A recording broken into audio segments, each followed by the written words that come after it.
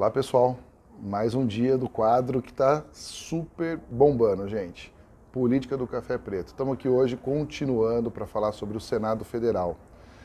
E, gente, vou aqui até aproveitar para fazer uma crítica de acesso fácil à informação, né? Eu estava tentando buscar aqui a questão do orçamento, especificamente do Senado, tem disponível, mas a forma como ele está disponível é um PDF cheio de números, cheios lá detalhados. Acho ótimo, tem que ter esse detalhamento para quem entende fazer essa leitura de um balanço ou do orçamento, mas ter de uma forma mais mastigada, né? Que o pessoal até brinca do tal do Visualol, né? Que é a informação do direito, informação mais... Simplesmente, o orçamento é Y, né? Uma página, dizendo de uma forma mais clara, mais objetiva, para que o cidadão tenha esse acesso, né? E pelo que eu entendi aqui dos números, aqui nós estamos falando de mais de 5 bi no ano aí de gastos aí, né? Mas o que eu queria trazer aqui com vocês, né, do Senado, que a gente veio falando no quadro passado, é que qual é o papel. Nós vamos renovar aí 1/3 agora nessa próxima eleição, mas a gente entrando mais a fundo, qual é a importância desses senadores dentro do Congresso, né, dentro do Senado? Existem as comissões, como eu comentei com vocês, existem hoje 25 comissões. Comissões que analisam os projetos de lei e elas vão tramitar, e um projeto pode passar por mais de uma comissão, pode estar numa comissão e ter um requerimento de urgência que vai direto para o plenário. Nas comissões variam também o número de senadores que a compõem, né?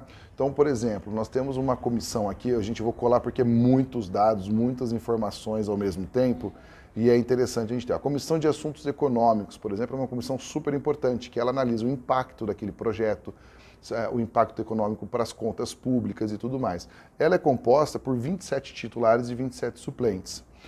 Existe também, dentro dessas 25, os mais importantes, né? A Comissão de Assuntos Sociais, a Comissão de Constituição e Justiça e Cidadania, que esteve hoje em alta, né, nos últimos semestres, agora em alta perante a imprensa, né, uma briga para quem assumir a presidência dessa comissão.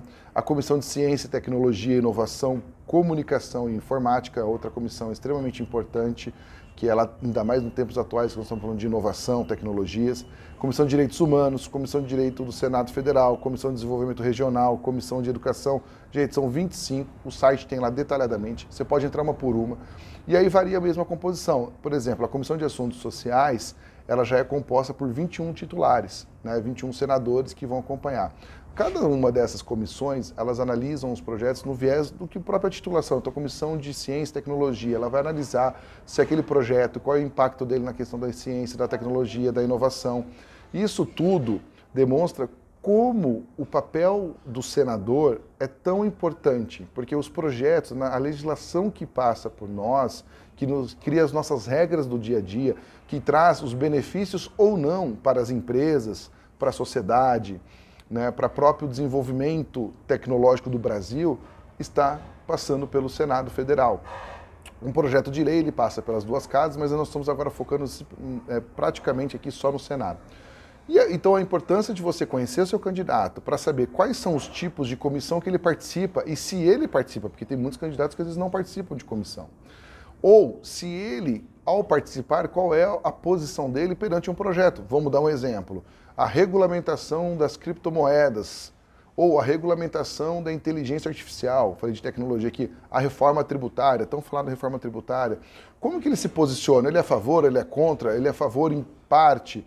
Então, você conhecer seu candidato para saber como que ele vai representar, porque você tem a sua crença, você imagina o que seria bom. Eu acho que deveria ser bom uma regulamentação das criptomoedas, mas o candidato que eu votei não é, então ele não está alinhado com o que eu penso, né? Ou, se ele pensa diferente, por quê? Como que ele se posiciona? Como que ele explica o porquê é diferente? Porque o senador, ele está regado em torno dele, porque ele sozinho não trabalha, ele tem toda uma equipe que vai posicionar e trazer essa informação para ele. Então você também conhecer mais a equipe que está em volta. Dentro desse cenário eu já trago para vocês essa questão. Dentro do Senado existem muitos cargos comissionados, e nós temos que separar os cargos comissionados da administração do Senado como um todo e os cargos comissionados que os próprios senadores dentro do seu gabinete podem ter, que é nomear pessoas para trabalhar para ele. E aí, gente, é muito importante estar conectado com isso, porque é muito grande o orçamento disso.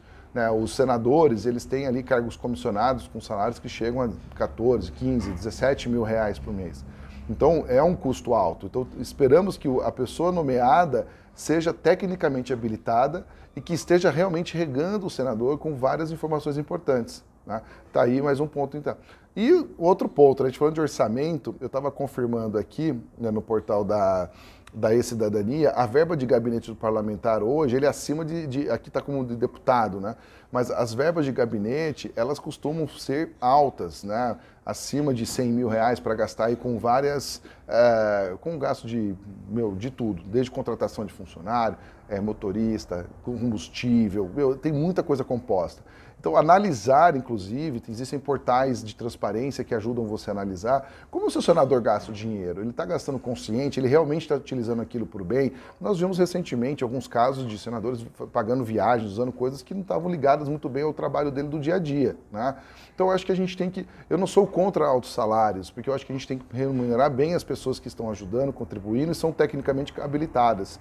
A minha questão é como está sendo gasto o dinheiro e se ele está trazendo efetividade, está sendo medida a entrega daquilo que está sendo pago. Esses são pontos muito importantes na gestão pública. E você analisar isso dentro do seu senador é importante na escolha. Então, analisar o gabinete, entender isso. Então, olha só, gente, só nesse tempinho que a gente está conversando aqui, falamos da importância das comissões, que os projetos de lei passam por das comissões, muitas vezes vão para plenário para ser julgados, para serem votados, desculpe, mas, ao mesmo tempo, passaram pelas comissões. E olha que interessante, pode ter passado pelas comissões técnicas daquele tema especificamente e chegar no plenário e a votação coletiva do interesse da maioria ser diferente até do que uma posição técnica. Isso é muito interessante. E por isso que muitas vezes nós temos projetos de lei aprovados meio mal escritos, mal redigidos, que abrem premissas para que advogados e o STF façam decisões, né? Então, vocês vão imaginar, o Código Florestal ele foi parar no STF, a reforma trabalhista também teve temas discutidos no STF. Por quê? Justamente por uma questão de interpretações de normas e técnicas. O Brasil é muito complexo em normas, ele é muito burocrático e abre muito essas procedências. Por isso que você conhecer o seu senador que você vai votar, entender os projetos e o que ele apoia ou não, e você acompanhar como funciona o Senado é muito importante. Só para a gente ter uma ideia também, os cargos comissionados de gestão, né, da administração geral do Senado, você tem advocacia, administrador, arquiteto, arqueologista, tem muitos cargos hoje de efetivos e cargos comissionados dentro do Senado. Então, existe o custo da máquina pública. Eu não estou dizendo que são desnecessários, pelo contrário, toda grande empresa também tem uma equipe de funcionários trabalhando. A questão, de novo, que eu volto, é na efetividade que esses funcionários, que essa gestão está sendo, como que está sendo feitos esses controles, como que é representado, se eles estão entregando, se estão andando. Então, a gente sabe que a política existe, a política é necessária, existe todo um jogo político entre partidos e também entre os próprios políticos, que muitas vezes vão aquém da questão técnica, mas analisar a questão de gestão, o orçamento e tudo mais é muito importante para a gente que está fazendo a escolha de um candidato. Porque olha o tamanho da responsabilidade de um senador, olha o tamanho do orçamento do Senado Federal, olha o tamanho da responsabilidade com os projetos de lei e, principalmente, olha a liberdade que eles têm com as verbas de gabinete e de gastos. Ou seja, se você não acompanha a vida útil do seu candidato após a votação, principalmente no Senado, que a gente já comentou que são de 8 anos, você acaba votando, na verdade, sem conhecer, você dá todo esse maquinário, todo esse poder que ele tem de máquina para ele usar, de uma pessoa que você não conhece ou que você não acompanha. E aí, gente, fica muito difícil. Por isso que é muito importante, por isso que eu tenho focado muito nesse quadro de trazer as informações para vocês do papel do senador, do papel dos políticos, para vocês poderem votar com mais consciência. Gente, hoje a gente tem acesso à informação, nem sempre tão fácil, como eu estou tendo dificuldade também, mas nós temos muito acesso. A gente tem como acessar isso pela internet, ver o que está acontecendo. Você digita o nome do seu candidato, já aparece, teve alguma investigação. Então, vamos usar mais as ferramentas, ao invés de a gente ficar se apoiando somente naqueles caracteres que vêm, às vezes, de fake news ou de mensagens mais curtas, ou até às vezes, a notícia ela é real, mas a chamada é tão sensacionalista que aí quando você vai ler o corpo da matéria, já é um pouco diferente daquilo que estava escrito Então, assim, para a gente não cair só nisso, na hora de você escolher o seu candidato e você analisá-lo, digita especificamente, pesquisa nas fontes oficiais, veja dentro do que ele está prometendo e acompanhe para ver se ele fez. E se ele já é uma pessoa que já foi candidata no passado, veja se aquilo que ele prometeu ou a histórica do que ele fez lá no passado, ele cumpriu, se ele seguiu as diretrizes deles. Porque a gente vê muita gente em 8 anos mudando, indo candidatar a governador, ele usa o cargo do Senado para outras coisas que não a finalidade de ajudar a população. Eu tenho comentado uma frase muito importante, gente, que as pessoas estão brigando pela política, as pessoas estão brigando por causa dos políticos, pela ideologia, mas posso dizer uma verdade para vocês? Os políticos não estão brigando por nós, os políticos não estão... eu brinco que é muito parecido com torcida de time de futebol. Ah, eu torço pro Corinthians, tá? Aí o pessoal vai lá na rua, se mata, dá tiro e não sei o quê, enquanto os jogadores, a comissão técnica dos times de futebol estão preocupados com a lucratividade, com o dinheiro, ela nem sabe quem foi que brigou, que se matou lá fora.